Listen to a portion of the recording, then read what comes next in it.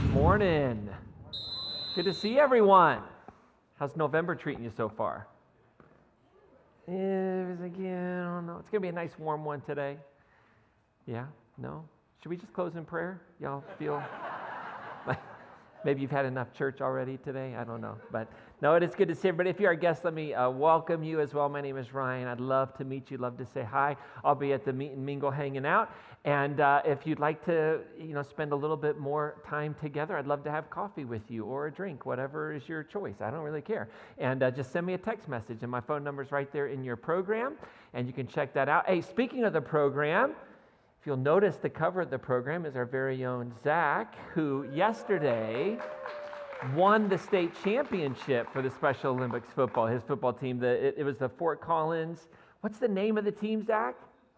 The Crimson Tide. I knew that. It was Alabama-oriented. I couldn't remember it. So the good news is you've got a program there, and Zach is willing to sign autographs today on the cover of that. So it's $10, and that'll help their team next year. So make sure you stop by for your autographs. You just got to find him. He's a popular guy.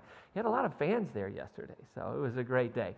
But and if you have a nomination for the program cover, something going on, one of your kiddos or one of your friends that's doing something fantastic, that's just being an everyday normal peacemaker, send that over, because we love to put that on the cover of the program. It's way more exciting than, something we're doing. It's way more exciting than the ice cream social, which you should come to, but we'd love to put that, something that you got going on in your everyday normal life on that cover. So we are wrapping up our series, Ted Talks, the book of Lasso. If you're a guest today, I will get to the Bible. Okay, so that's especially important to those of you that are coming from another church. Maybe you moved into town. Some of you are like, no, please don't talk about the Bible. I've had enough of that in my life. Well, we'll talk about other things too, but that's okay.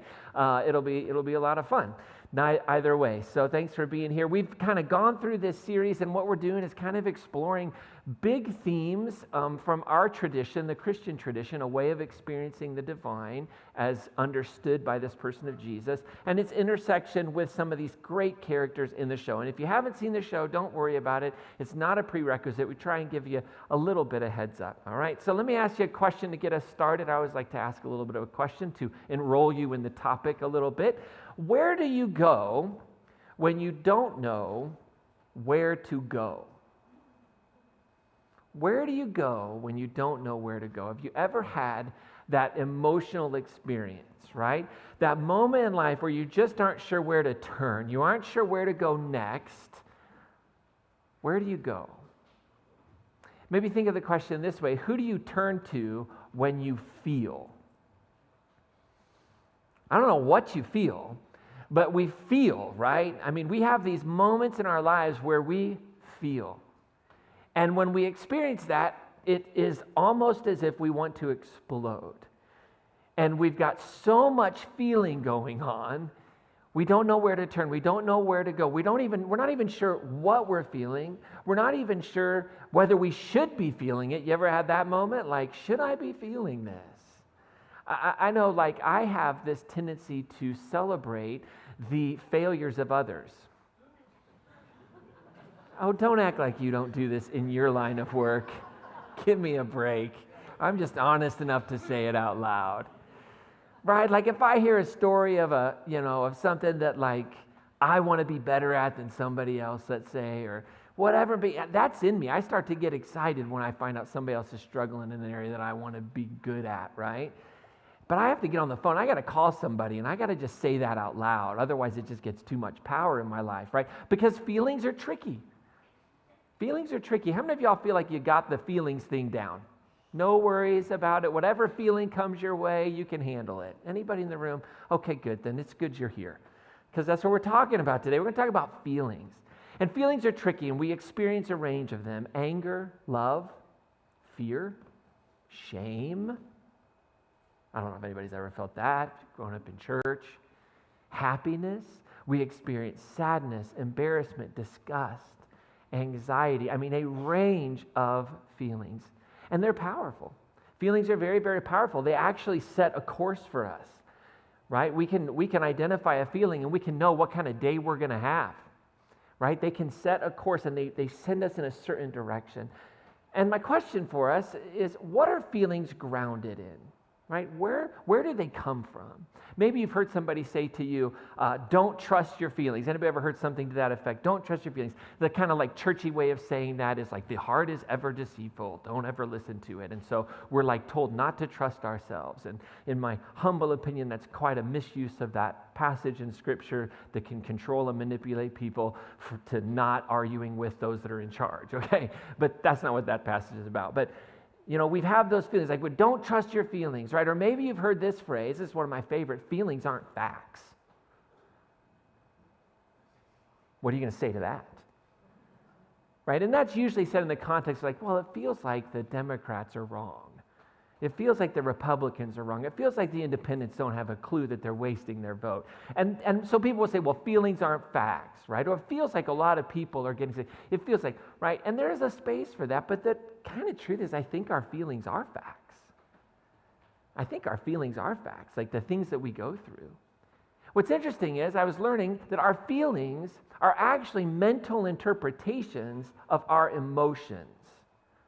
Now, that's a little confusing, right? Because some of us think feelings and emotions are the same things, right? But according to a Psychology Today article titled The Important Difference Between Emotions and Feelings, despite the fact that we use these words interchangeably, right? They're actually two different but connected phenomena in our life. Emotions actually originate as sensations in the body, the article says. So we physically feel something, a racing of the heart. We feel tears flowing down our cheeks, right? There's butterflies in our stomachs. And these feelings and then our feelings are influenced by those emotions, right? The emotional, bodily experience. And the feelings are generated then from our mental thoughts, right? So there's a mental process that goes through where we interpret the emotion that we're experiencing, a racing of the heart, the butterflies in the stomach, whatever it might be. So here's a great example, right? How many of you are party people? You love to go to parties. Who in the house is that extrovert? Like you get invited to a party and you are there. Raise your hand. I own it. I know you like to raise your hand in church. You're the same people. Okay, good.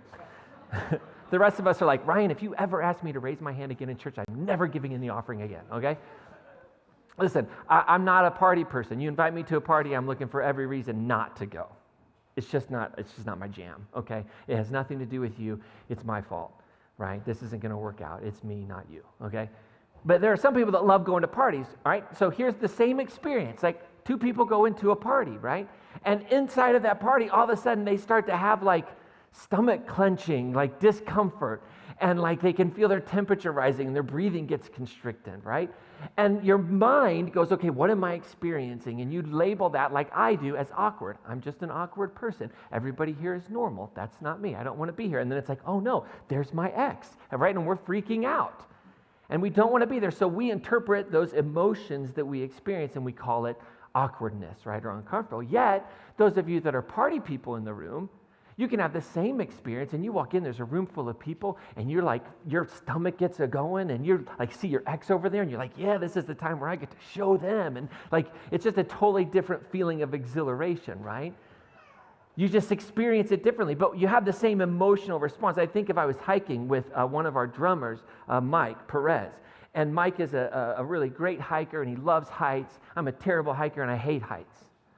So we get to the top, right, and he's like walking up to the edge, and he's like, take my picture. And of course, I'm like 20 feet from the edge, like, okay, I gotcha. I'm like, I need 3 points of contact here, Mike. I'm over 6 feet, and there's wind. Relax, all right?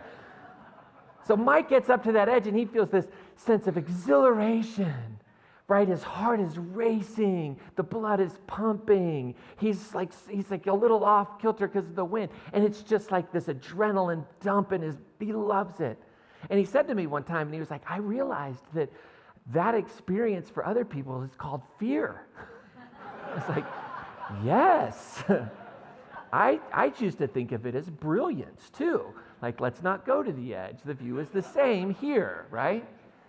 Now, emotional intelligence, or EQ, is what we call that ability to rightly discern our emotions and then label it with the right feeling, and to do that in a positive way. How many of you have ever heard that phrase, emotional intelligence, or your EQ, right? Very, very important. In fact, a lot of workplaces would say to you, well, your EQ is actually more important than your IQ. Thank God for people like me. But our ability to interpret the emotions that we're experiencing and translate those into the proper feelings, right? According to helpguide.org, which is an independent nonprofit that runs one of the world's leading mental health websites, they say that our EQ, our emotional quotient, or our emotional intelligence affects our lives in like 5 key areas. The first is our performance at school or work, right? Our ability to discern and navigate the social complexities of those environments, right? And then our physical health. If we can't manage our emotions and label them correctly, we're not going to be able to manage stress very well. And that stress produces high blood pressure, a lowered immune system, higher risk of heart attack or stroke. Our mental health is affected by our ability to navigate our emotions and our feelings in right ways, right? We become more vulnerable to things like anxiety or depression if we're not able to identify that emotion and label it correctly and find a path forward. Our relationships are affected. If you've ever had a friend and in a relationship with someone who really is not in touch with their emotions, in touch with their feelings, say you knew somebody who was male at some point in your life. Right? Anecdotally, this is an area that many men tend to struggle with, right? And it's not to say that women and non-binary people don't as well, but we just see this culturally, especially in certain cultures within our environments that not allowed to be in touch with those things, right? And it affects our relationships. And then finally, our social intelligence, right? Being able to just in general be in tune with our emotions allows us to be more in tune with the world around us, right? To know what's going on. Are other people feeling the same way I am? So our emotions then, right, that physical bodily response to an experience that we're having, it's giving data to our mind. And then our emotional intelligence kicks in and interprets that and labels it as feelings, right? And here's what I would suggest. Without a growing emotional intelligence, our emotions will have a tendency to blind us rather than guide us. See, I think our emotions can guide us. When I was, some of you may know this, you may not know this, we can talk about it later, but I spent a huge part of my life studying martial arts, karate. I know, it's hard to imagine. And for my first degree black belt, we had to read a book called, what was it called? The Gift of Fear. The Gift of Fear, by a guy named Gavin Becker is his name. And the idea behind this book, The Gift of Fear, is that most of us, if we would just listen to that emotional response to this fear, we'd be a lot safer, right? When you walk in and there's something inside of you that experiences, don't go down that alley. Don't go in that store. There's this intuitive kind of reality. There's this gift of fear, but a lot of times we dismiss it. And all kinds of research was done around violent crimes and people who were victims of violent crimes. And in so many cases, they knew there was something inside of me that said, don't go there tonight. Don't go in that store. Don't go down that street. Don't talk to that person. Yet we irrationalized it, right? We just said, oh, that's irrational. I have no reason not to think that, right? And so this idea of not being able to navigate those things can actually, we can stop using them as a guide in our lives, and they just kind of blind us. You know the phrase, they're just blind with rage, right? Well, we can be blinded by all kinds of things. And when we experience a range of emotions, right, our EQ, our ability to navigate those, to settle ourselves, right, to not get overwhelmed, to sort through them alone is super important, but can become very, very difficult when we get overwhelmed by the emotion that we're feeling. When we get overwhelmed with the racing heart, the sweats, the elevated blood pressure, all those things can factor in. And so when we become blinded, we become overwhelmed. Now, in episode 8 of this beautiful series, this story, I like to call it a story of Ted Lasso, right? There's an episode called The Diamond Dogs. That's what my shirt is. This was given to me by one of you all, one of you beautiful people, but you gave me an extra, extra large. And I questioned how much weight does the camera add? But I did try to shrink it, and I am wearing a sweatshirt underneath it, and I'm a little warm, okay? So hang in there with me, right? But episode 8 is titled Diamond Dogs, and I've got this Diamond Dog shirt on. I've been holding it in the closet for 4 weeks, waiting for this moment, right? And this episode, episode 8, it's brilliant because it's just filled with emotional overload. The whole episode, it's just this heightened sense of emotion that so many people are feeling and the confusion around those feelings. Two in particular storylines. One is the storyline of Ted. Ted is feeling emotionally overloaded. So if you're not familiar with the story, Ted is the head coach, right? And he's the head coach of this football team, never coached before. But at this point in the story, we learn that he's having some anxiety. He's dealing with a divorce that's just getting finalized. And in episode 8, Ted's trying to figure out how he feels about himself, given that he has just been through kind of a major panic attack. He had another panic attack. He met somebody, had what appears to be a one-night stand. He's never done that before. And he's trying to make sense of it all. What is he feeling? What shouldn't he be feeling, right? His emotional bucket is full. And he's not quite sure how to process it. What is the actual thing that I'm feeling with all of these bodily responses? You see it on his face, right? And the interesting thing is, like, we pick up this story, and he's been on like a bus ride for 5 hours, and he doesn't say a word, right? He's just super quiet, and then he's super distracted in the office. He doesn't always do it. And meanwhile, alongside this, there's another story of emotional load going on, and that's Roy Kent. We talked about Roy Kent a few weeks ago. Roy is an older player, kind of one of the greatest in the games, but he's kind of towards the end of his career. He's definitely not emotionally in tune with himself, if you know the character, doesn't want to talk about this, wants to, but he is starting to have feelings for another character in the show called Keely. Her name is Keely, and they actually kissed the other night. And then as soon as they kissed, he walked away. They were like outside her hotel room and walked away. And like she's left like, what happened? Like, I know I'm a good kisser. Why did it end there, right? That's what she's thinking. And you learn through this episode that Roy, on the opposite, has had all kinds of these one-night stands, and they just lead to a lot of pain, and they lead to a lot, and he wants to do things right. But Keely doesn't know that, so she thinks she's messed something up. She's filled with emotion, right? So she's frustrated, so she goes and connects and hooks up with her ex-boyfriend, Jamie. Roy hates Jamie, so he's got all these emotions about Jamie, and now he doesn't know what to do. And he's at a loss with all his emotions, right? So it's just this big emotion pie, and everybody's trying to figure out what they feel. Now, if they had the Bible and me,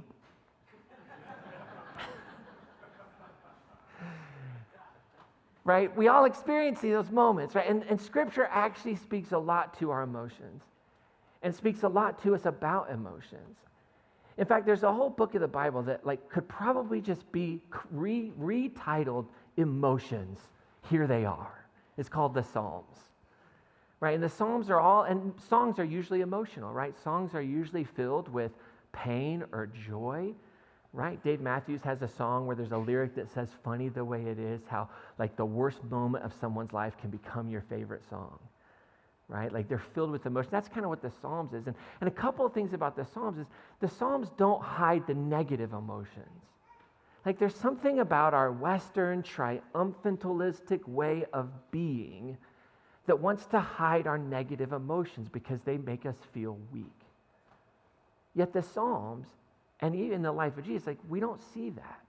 So Psalm 42:5 and Psalm 42:9 are just great examples of it. Psalm 45 says, why are you cast down, O my soul? And why are you disquieted within me? Like, what would that feeling be? Right? We might use the word depression and maybe the word disappointment. Why am I so disappointed? Right? It's not as artistic or poetic language as why so downcast, O my soul, right? But that's really describing that emotion. Psalm 42:9 says, I say to God, my rock, why have you forgotten me? Why have you forgotten me? Why must I walk about mournfully because the enemy oppresses me? Like, what's the feeling here? There's a feeling of abandonment, a feeling that my beliefs have let me down. How did I get in this spot? You could translate it into one of any things you've ever gone through in your life that you didn't write the script for. You didn't write the script for your life to turn out the way it is. And you're standing there going, this isn't what it's supposed to be. And somebody told me that God would make sure this didn't happen in my life. And now it's happening. So what's going on? And there's that feeling of abandonment. There's another beautiful passage that really shows us in that Psalm 77, verses 1 through 6. And in the Message translation, it says, I yell out to my God. I yell with all my might. I yell at the top of my lungs, and God listens. Like, what's that emotion? What's that feeling? Actually, probably anger, right? It's no hidden. Psalm goes on and says, I found myself in trouble and went looking for my Lord. My life was an open wound that wouldn't heal. Like, what is that describing? I feel like that's describing like lostness. I went trying to find this God that I was told was going to be with me and isn't with me anymore. And everywhere I turn, it's just raw and it hurts. The psalm goes on and says, my friends come to me and say, hey, everything's going to be all right. Oh, how many of y'all want to punch somebody when they say that to you in the midst of your pain? That is not helpful, okay? So we are not peacemakers that do that to people. We do not discount people's pain by saying it's going to be all right. Because the truth is, it might not be, right? It might not be. Well, my friends come and tell me everything's going to turn. I don't believe a word they say. That's broken trust. That's pessimism, right? Finishes up with, I remember God, and I shake my head, and I bow my head, and I wring my hands. That to me is disgust. Just disgust. I'm awake all night, not a wink of sleep. I can't even say what's bothering me. We might describe that as I'm feeling anxious. There's anxiety that's overwhelming me. And I think that we have the Psalms that give us all these emotions because I think that emotions and feelings are essential to navigating life. Like we have to have the language to navigate life. And we get into trouble when we don't have the right language to navigate life. So I think that we have, you can use whatever words you want. We have evolved, we have been created. I think there's a combination of both, right? I don't think they're at odds with each other. But the reality is, we as human beings need our feelings, we need those emotions to navigate the experiences of life. And Psalm 139 puts it this way, for it was you who formed me, you formed my inward parts, you knit me together in my mother's womb. I praise you, for I am fearfully and wonderfully made. Wonderful are your works that I know very well. And sometimes this passage gets used, but I for lots of superficial things. I just don't know that this passage is about the false self, stuff that stays here when we move on. I think that this passage is about our inward parts, not like my intestines, but those things that if you think you're writing from a space of antiquity that you didn't know anything about, right? It's the way you're created, you're formed with all your emotional dispositions, the way in which you experience and see the world. It's a part of who we are, and they're necessary. And so here's what I don't want us to miss. As we're talking about emotions, as we're navigating all of this, that emotions and feelings, right? They form the rich tapestry of human existence. They form this tapestry in our lives. Now, what is a tapestry? Some of you know this very well. Some of you don't. I was just like, okay, what is a tapestry? Because I had this idea of a tapestry of this just woven kind of thing together. But really, tapestry is interesting. According to Wikipedia, and we all know we can trust Wikipedia, okay? So I don't want to hear it. Wikipedia is a great resource. But a tapestry is a form of textile art, right? And it's traditionally woven by hand on a loom. And here's what I found fascinating was normally it's used to create images rather than patterns. Bob's shaking his head at me. Bob knows more about textiles than I'll ever know, right? Think about it. It's used to form images rather than patterns. Now, if I could be a good rabbi, I could talk about we're formed in the image of God. And that the emotions that we have, right, they're those materials that are being woven together. Wikipedia also says that tapestries are fairly fragile, very difficult to make, and they're usually hung on a wall because they're so fragile, right? And essentially, it's the weaving together of the different colors of wool or cotton or linen to create the beautiful image. And so my thought is, well, maybe our emotions and our feelings are these different wools and cottons and colorful things that are being blended together through the process of weaving to make us these beautiful humans with all the feels. And the reason why our emotions are so important, our feelings are so important, because we are going to have a multitude of experiences in life that we're not going to know what to do with. And we're going to have experiences where we're not even sure which way we're supposed to go. Like we know we could celebrate or we know we could mourn, but we don't know which one to do. And we have to have the ability to process those things. Ecclesiastes 3, very, very well-known passage. I mentioned it in an earlier edition of this series, right? Ecclesiastes 3 says there's an opportune time to do things, a right time for everything on earth. Now, sometimes we do the right thing at the wrong time, and sometimes we do the wrong thing at the right time, and it all works out, right? But there's a need and a discernment, and there's an emotion that we feel in these moments where we're faced with a time to cry or a time to laugh. There's an emotion there. And we have to identify the right feeling and know, well, what is this tear that's rolling down my cheek? What am I feeling? Is it joy? Is it pain? Is it loss? Is it frustration? Is it anger? There's a right time to lament and a right time to cheer. There's a right time to make love and a right time to abstain, a right time to embrace and another to part. There's a right time to search and another to count your losses, a right time to hold on and another to let go, a right time to rip out and another to mend. This is my favorite, a right time to shut up, which is generally about 11 o'clock on Sunday mornings, and another to speak up. There's a right time to love and a right time to hate. And so I think all of our emotions, the ones that are hard to navigate, that we're not sure why, all those emotions, all those feelings, they're woven together and they form something beautiful called your life. And there's not another tapestry like it. And so there's no reason to be ashamed of it because you are the beloved of God. All of it. The times where your emotions, blind you and your feelings blind you into decisions that you go, what was I thinking? That's part of the beauty.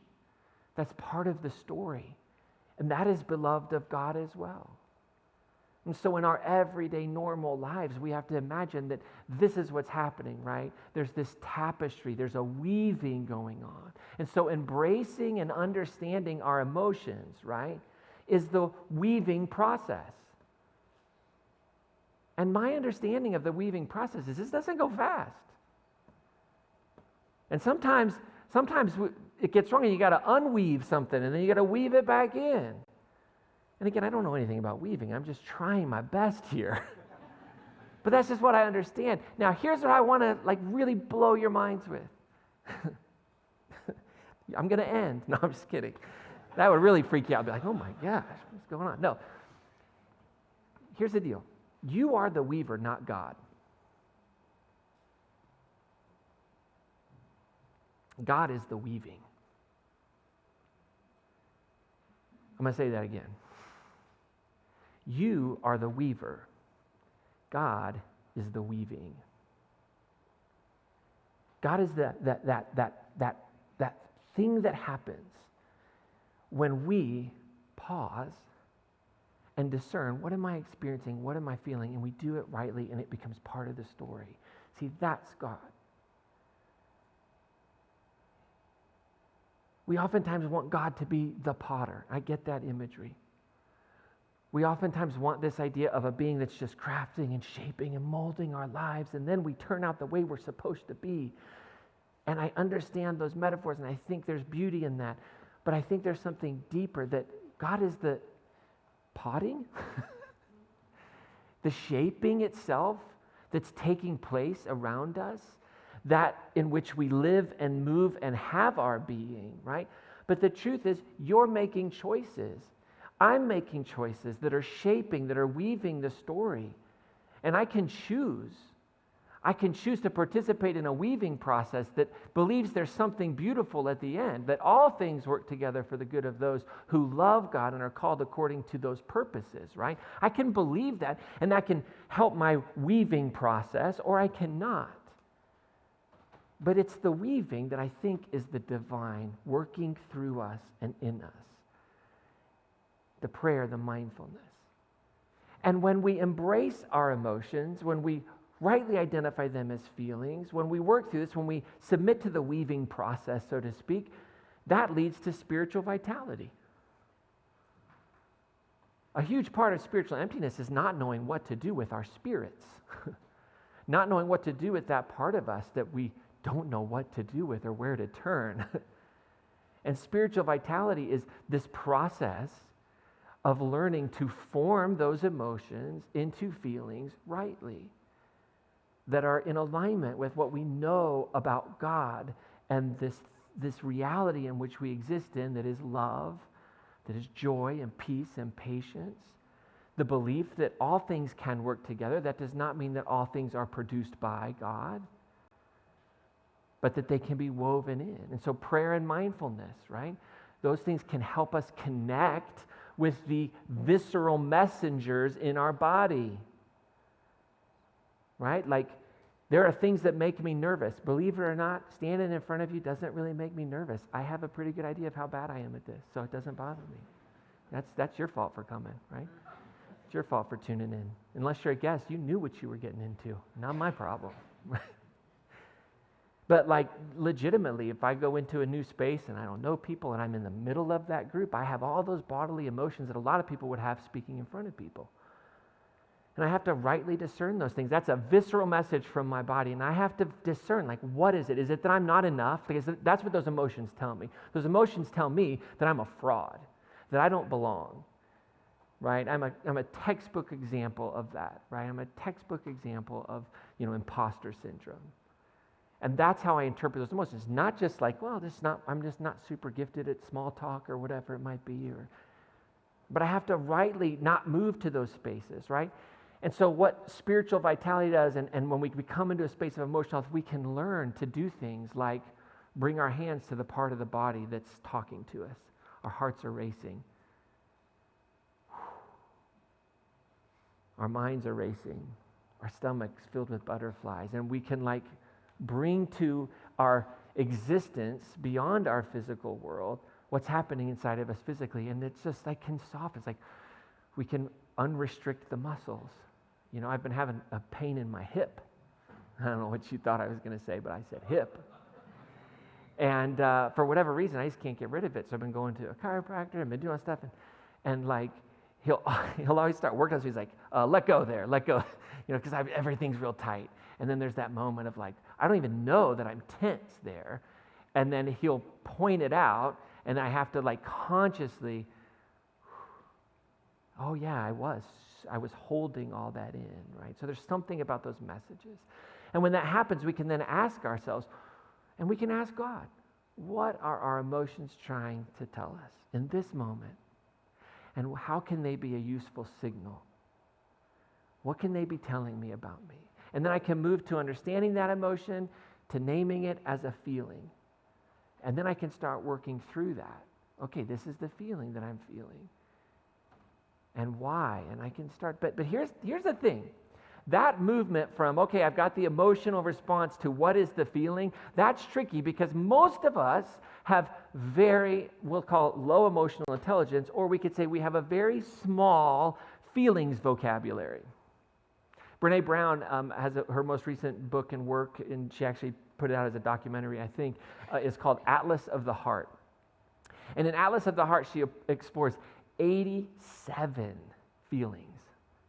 87. And in the research that she did with thousands of people, this is what she found out. And I'm quoting, so don't get mad at me. She said, most of us are only able to identify 3 emotions: happy, sad, and pissed off. When we're feeling it. Those 3, that's what we got. Happy, sad, and pissed off. And you're laughing because it's true. Right? You're laughing because in the heat of that bodily physical response, you're going to label it as one of 3 things, and it's usually pissed off. That's what happens. And so there's this vast chasm between what we're feeling and what we're able to express within ourselves and to the outside world. And that produces this massive amount of tension inside of us. And so I just want to say that understanding your emotion, given that each of us have maybe 3 or 4 words for them, it should be a team sport, right? We need people around us. So therapists and counselors are great coaches, right? Great coaches in helping us walk through what are we actually feeling. Are we really feeling anger or are we feeling fear? Are we really feeling fear or are we feeling doubt? Are we really feeling doubt or are we feeling disappointment? Are we feeling disappointment or are we feeling fear? Right? And so we need people in our lives. And close friends make up a great team, a group of teammates that can just be on the field together. Now, this brings us back to Ted Lasso in episode 8, because that's exactly what happens, right? Ted's all in a tizzy, doesn't know how to deal with these emotions, and you see it all over his face. He's walking off the team bus. They've been on this ride for 5 hours. Coach Beard says to him, "Coach, what's wrong?" And he's like, "Nothing." He's like, "What are you talking about, nothing? We just were on a bus ride for 5 hours. You didn't say one word. That breaks a record by 5 hours." And he says, okay. And he says, okay. He says, all right, I'm going to tell you something, but I don't want to talk about it. I don't want to joke around about it. I don't want any winks and nods later. I'm just going to tell you. Agree? Coach Beard, yes, I agree. He says, last night, I slept with Rebecca's friend, Sassy. Okay. It's a moment of silence. Coach Beard looks at him. Do you want to talk about it? He says, I absolutely do, right now. And so the scene immediately shifts into the office. And it moves to Ted. He's explaining what happened. He's unpacking his emotions. And he's just talking about it. And he doesn't know what to do. And he's in the office with Coach Beard. He's in the office with Nate, another coach, and with Higgins. And he's talking through this, and he's talking about all these feelings that he has. He feels shame, he feels embarrassment, he feels confusion, right? This isn't a part of his life. He doesn't want to be judgmental to people that it is a part of their life, but it's not a part of my life, and all this is going on. And so these three friends, they just begin to walk with him, and they just kind of talk him through this situation. They ask him questions that pierce in. And they're trying to help him navigate the feeling that matches the experience. And as they're talking, Nate, who's this kind of quirky, he was like the kit man, he's now an assistant coach, he just like is overwhelmed by this moment. And he's like, I must say, this is just lovely. Ever since I was little, I always used to dream about sitting around with a bunch of mates and talking about the complex dynamics and relationships. And they just kind of look at each other, right? And then they just kind of go back in, and Ted's walking through his emotions, and they kind of come to this really good place together. And through like a really quirky like statement, they just kind of help him see, okay, you got to give yourself a little bit of slack, right? And they talk him through. And now he's kind of taken aback, Ted, at the end of this, like, wow. He's like, you all stuck the landing on that. Like, this was amazing. Like, I tell you what, I need to get you all some jackets. And on the back of these satin jackets, we're going to put Ted Lasso's Personal Dilemma Squad. And they're like, oh, no, that doesn't work. And Coach Beard kind of grunts in disgust and trying to think of another name. And Ted goes, yeah, that's a clunky name. There's got to be something better here. I know. Ted says, what about EQ Warriors? And Beard doesn't agree with that. And Beard says, the Knights of Support. And Higgins doesn't like that one. The camera pans over to Higgins, and he's like, that sounds like a brand of jockstrap. No, we're not going to go with that one. And then Higgins is like, the Proud Boys? And some of you are like, don't know whether to laugh at that or not. You could. The funny thing is, as soon as he says that, Nate throws up, because Nate's nursing a hangover from a different part of the storyline. And he throws up in this bucket, his head's in the bucket, and Nate goes, in that moment, he says, what about the Diamond Dogs? That's it. Nate the Great strikes again. That's it, the Diamond Dogs. That's what it is, exclaims Ted, and they all just kind of begin to howl right in that moment. And so the Diamond Dogs are born, and it's this group of people, these four, that they get together to talk through their emotions. Later on in that episode, Roy comes in to Ted for some advice about the situation with Keeley. And Ted assembles the Diamond Dogs, and they all come in howling, and Roy is not happy about it. He just doesn't want it. But at the end of the day, they really help him walk through his dilemma. And so a theme in season 1 of this story is built on the importance of these guys coming together to talk through their feelings, talk through what's got them riled up, what they aren't sure, to support one another when they need advice. And of course, throughout the rest of the story, Roy has a complete disdain for this group. Anytime they try to convene and he's around, he walks out. He doesn't want to have anything to do with it. But in the series finale, the end of the story, early in that episode, Roy comes in. He wants to talk to Ted. and he's angry, and he's trying to figure out how to know if a girl likes him or not. And this is like a grown man. He's like, how do you know? And so Ted immediately tries to get the Diamond Dogs in, and Roy just walks out screaming, no, no, no, no, and he just leaves, right? Well, later in that episode, Nate walks in, and if you're familiar with the story, Nate's gone through this process of redemption, and he's back on the team, and they hadn't all been together for a long time. So they're all sitting there, and they're like, oh, this is the kind of original Diamond Dogs, plus Trent Krim, who's a reporter who's been following the team. And they're sitting in the office, and they're kind of just, it's kind of weird for them all to be back together. And after some silence, Roy is in the room, and he says, can I be a Diamond Dog? And like all their faces are like, what's going on? They're amazed. They don't know what's going on. They stand up, they start like looking around the room for hidden cameras, giving him a hard time. But Roy isn't messing around, like he's really at the end. And he needs some advice. And so they all start howling, and they can't believe it. Roy's a Diamond Dog now. And this is what Roy says to the group. He says, this past year, I've busted my butt trying to change. He didn't say butt. But apparently, I haven't done anything because I'm still me. And Ted kind of looks at him confused. He says, oh, wait, did you want to become someone else? And Roy says, yeah, someone better. And then he says, can people change? There's some silence on that one. And then Trent, the reporter who's been with him, who walked through in a really beautiful storyline of helping Colin come to terms with talking to the team about his sexual orientation.